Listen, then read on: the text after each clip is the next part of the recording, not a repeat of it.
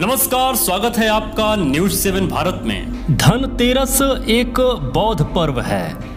किस प्रकार पाखंडियों ने बौद्ध विरासत या जो बौद्ध पर्व होते थे प्राचीन काल में, उसको किस तरीके से एक नया कथा कहानी और एक नया और झूठा इतिहास जोड़कर कुछ झूठी किताबों का रचना करके इतिहास को बदलने के लिए और उन बौद्ध पर्व को समाप्त करने के लिए या उनको अपने हिसाब से परिवर्तित करने के लिए किस हिसाब से यह नए नए खेल खेलते रहते थे। जैसे जो विजयादशमी होती है उसको दशहरा बना दिया, जो दीपदान उत्सव होता है उसे दिवाली बना दिया, अनेक बौद्ध पर्वों को परिवर्तित कर डाला।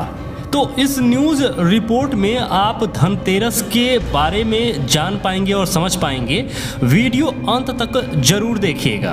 पाली भाषा को खो देने पर बात का बतंगड़ बनकर समाज को वो कैसे दूषित करता है, उसे धनतेरस से समझ सकते हैं। इस गुप्तकालीन शिलापट्ट को देखिए जो कुम्हरार पुरातात्विक स्थल पटना में लगा है। उस शिलापट्ट में साफ साफ लिखा है कि कुम्हरार स्थल पर श्री आरोग्य विहार भिक्षु संघ नाम से एक अस्पताल संचालित थी, जिसके प्रमुख वैद्य धन्वंतरी थे।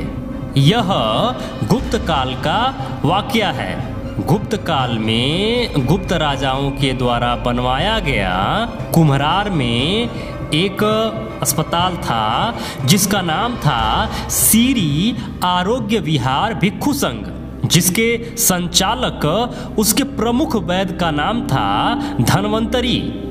यह गुप्त काल के सम्राटों द्वारा बनवाया गया था।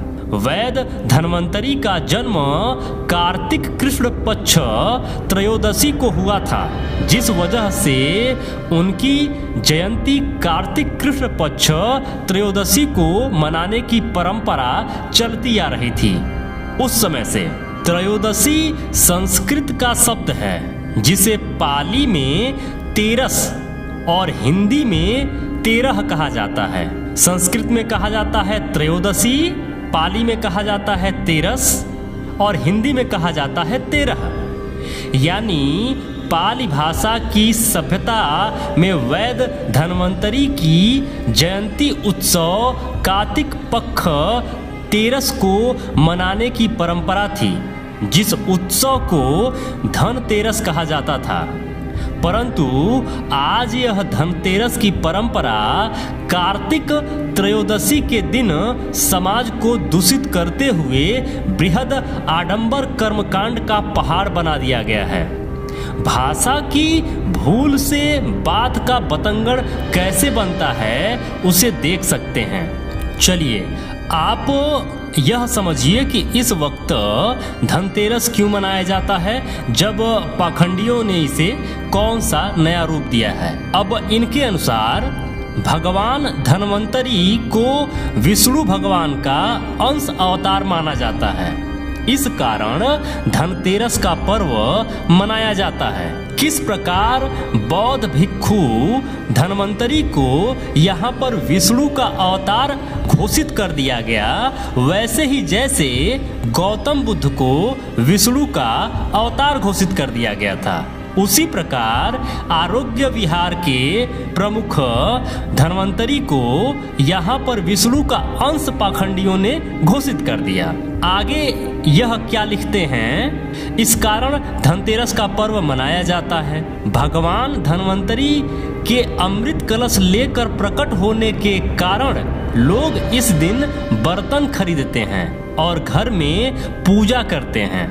बर्तन में तांबे का बर्तन खरीदना सबसे शुभ माना जाता है, जो धन वृद्धि के लिए काफी शुभ माना जाता है। पाखंडवाद की लीपापोती करके किस प्रकार बौद्ध विरासत को हड़पने की साजिश लगातार यह करते चले आए हैं। वैद्य धन्वंतरी जो गुप्त काल में थे, जो श्री आरोग्य विहार केंद्र के संचालक थे, यह लिखित प्रमाण अभिलेखों में साक्ष्यों के रूप में हमें मिलता है। लेकिन इनके वाले जो विष्णु के अंश वाले धन्वंतरी हैं, इनका आज तक इस धरती पर एक भी सबूत मौजूद नहीं है। सिर्फ कथा कहानियों में, झूठी किताबों में ही इनका अस्तित्व मिलता है।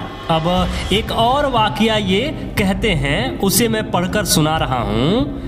शास्त्रों में वर्णित कथाओं के अनुसार समुद्र मंथन के दौरान भगवान धन्वंतरी हाथों में अमृत कलश लेकर प्रकट हुए थे। जिस तिथि को भगवान धन्वंतरी समुद्र से निकले वह कार्तिक मास के कृष्ण पक्ष की त्रयोदशी तिथि थी। भगवान धन्वंतरी समुद्र से कलश लेकर प्रकट हुए थे, इसलिए इस अवसर पर बर्तनों को खरीदा जाता है। भोले भाले मूल निवासियों को बेवकूफ़ बनाना इन्हें बहुत ही अच्छी तरीके से आता था। समुद्र मंथन एक बहुत ही बड़ा झूठ है, जिस पर प्रॉपर एक वीडियो बना हुआ है, जिसका थंबनेल आपके स्क्रीन पर लगा हुआ है। इस थंबनेल वाले वीडियो को जरूर देखिएगा कि एक्चुअल में समुद्र मंथन हुआ था या नहीं हुआ था, या उन बौद्ध सम्राटों यानी उन गुप्त सम्राटों के विरासत को रौंदने के लिए, हड़पने के लिए, सम्राट समुद्रगुप्त की विरासत को हड़पने के लिए समुद्र मंथन का नाम कैसे दिया गया, और उस सम्राट, उस बौद्ध सम्राट समुद्रगुप्त की विरासत को जब चुराया गया और हड़पा गया, उससे जो चीज़ें प्राप्त हुई उसे समुद्र मंथन कैसे इन पाखंडियों ने घोषित कर दिया।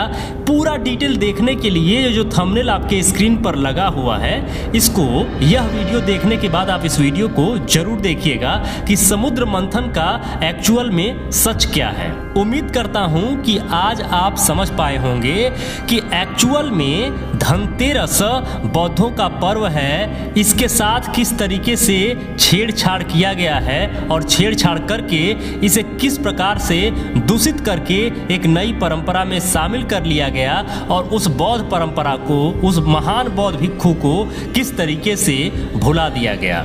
मेरे मित्रों, वीडियो पसंद आया हो तो वीडियो को शेयर जरूर किया करिए। आप तो समझ गए होंगे, लेकिन उन मित्रों तक जरूर ये वीडियो पहुंचे जो आज भी पाखंडियों के जाल में फंसे हुए हैं। तो जितना अधिक से अधिक हो सके प्लीज निवेदन है आपसे, इस वीडियो को शेयर जरूर करिएगा। जो भी मित्र इस चैनल पर बने हुए हैं, अभी तक ये वीडियो देख रहे हैं, आप सबको बहुत बहुत मंगल कामनाएं। नमो बुद्धाय, जय भारत।